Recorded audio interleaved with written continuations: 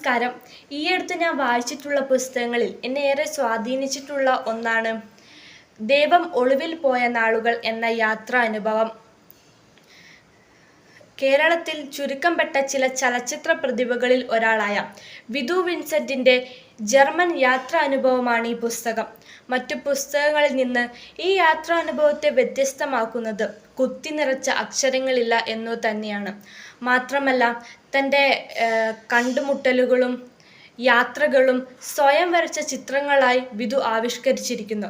വളരെ ലളിതമായ ഭാഷയിലൂടെ മലയാളികളുടെ ഹൃദയം കവരുന്ന ഒരു യാത്രാനുഭവം തന്നെയാണിത്.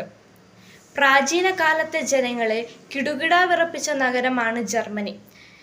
ജർമ്മനിയിൽ പല ഘട്ടങ്ങളിലും ദൈവം ഒളിവിൽ പോയ നാളുകൾ ഉണ്ട് എന്ന് തന്നെ പറയാം.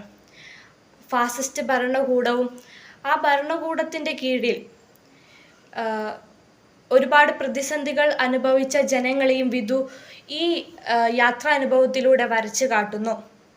തൻ്റെ യാത്രാനുഭവത്തിൽ തൻ്റെ ഇടതും വലതുമായി നിന്ന് ജർമ്മനിയെക്കുറിച്ച് ഒരുപാട് കാര്യങ്ങൾ പറഞ്ഞു തന്നത് വിധുവിൻ്റെ സഹോദരി തന്നെയായ ടുട്ടു ആണ്.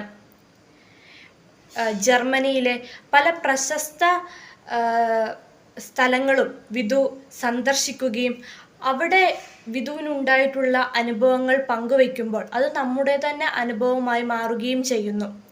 ഇതുതന്നെയാണല്ലോ ഒരു യാത്രാ അനുഭവത്തിൻ്റെ വിജയമെന്ന് പറയുന്നത്.